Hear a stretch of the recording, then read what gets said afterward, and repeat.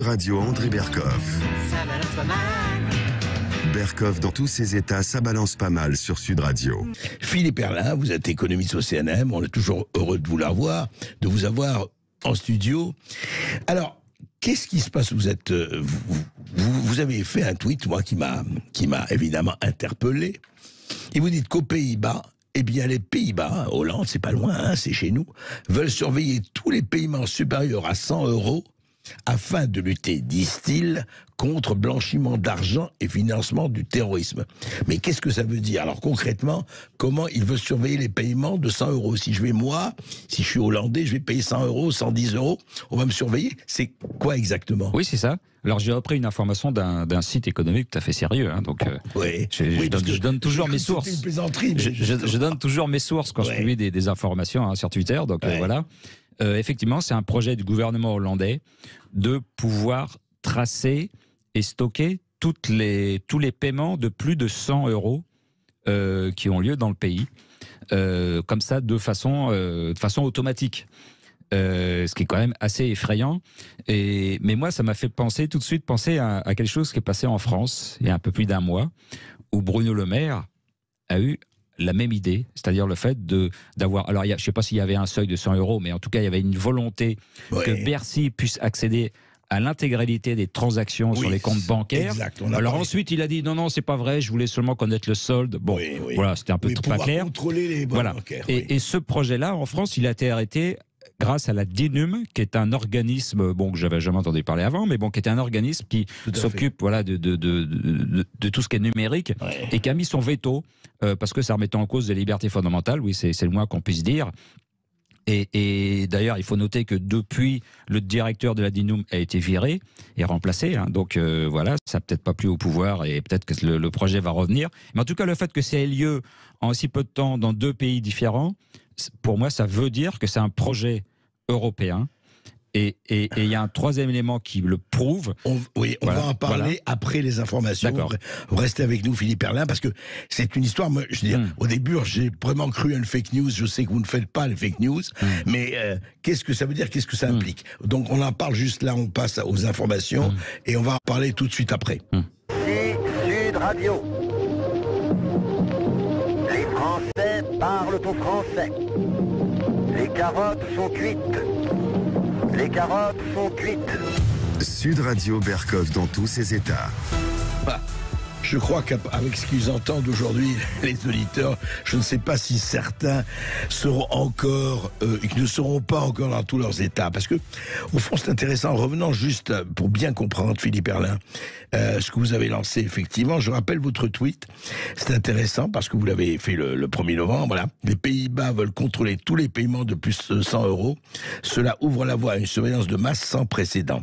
Et après la tentative ratée de Bruno Le Maire, ça, on en a parlé. Mais bien comprendre.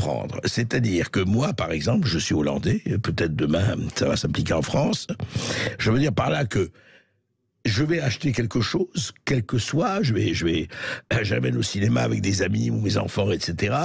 Je paye plus de 100 €. Qui saura ça tout de suite? Le gouvernement, l'exécutif hollandais, le gouvernement hollandais. Ah oui. Voilà. Et c'est ça qui est scandaleux, parce que cette transaction, de toute façon, votre banque la connaît, et elle est archivée dans ses comptes, c'est les relevés de compte qui sont gardés plusieurs années. Bon. Mais là, ce qui se passe, c'est que l'exécutif va y avoir accès.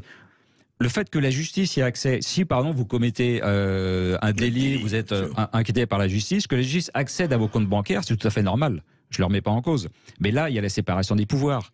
C'est l'instance judiciaire qui est différente de l'exécutif. Alors que dans le projet dont on parle là, c'est l'exécutif directement, le gouvernement directement qui surveille en temps réel toutes vos dépenses, les dépenses de tout le monde, y compris des gens qui sont tout à fait honnêtes, qui n'ont rien à se reprocher. Oui, et donc ça, c'est une atteinte à la vie privée. C'est-à-dire que le gouvernement surveille toutes mes dépenses. Moi, j'ai rien à reprocher, je fais comme tout le monde, je vaque à mes occupations, j'achète, je consomme.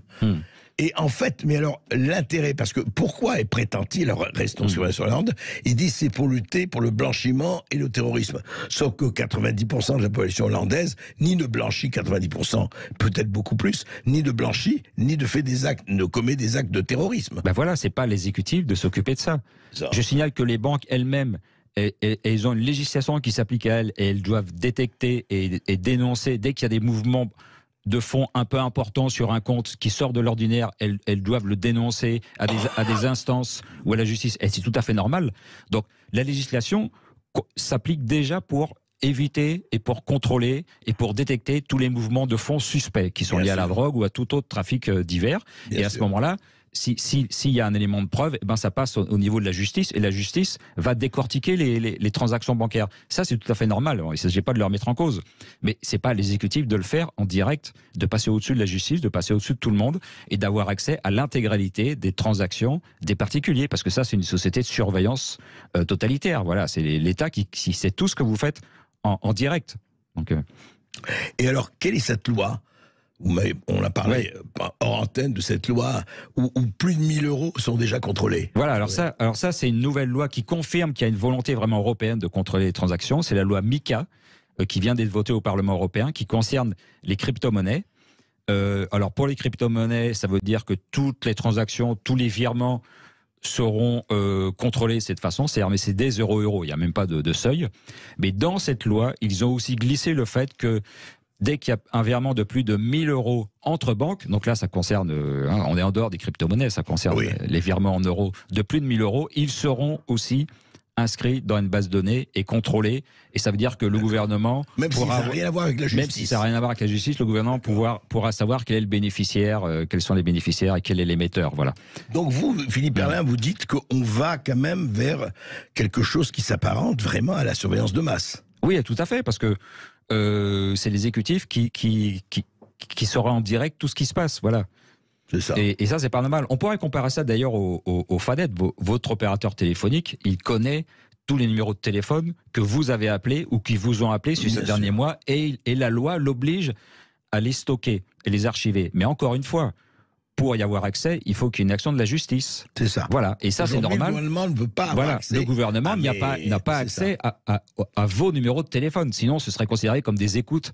On se rappelle de l'affaire Mitterrand, les écoutes, voilà. Donc, et heureusement, donc il faut qu'il y ait une instance judiciaire qui décide éventuellement de demander à vos opérateurs beaucoup de téléphones. Bon, et pour les virements, les paiements bancaires ou les virements, c'est la même chose. Ça doit rester de l'autorité de la justice. Voilà, et ça c'est la séparation des pouvoirs. À partir du moment où les pouvoirs sont plus séparés, à partir du moment où l'exécutif a accès à toutes les informations qu'il souhaite, nous ne sommes plus en démocratie, selon le sens de Montesquieu, qui est le premier à avoir théorisé la séparation des pouvoirs. À surveiller, vraiment à surveiller. On voit à quel point, dans divers domaines, les pouvoirs sont réduits à un seul pouvoir. Le pauvre Montesquieu doit se retourner dans sa tombe à la force centrifugeuse, effectivement. Merci Philippe Perlin. Merci.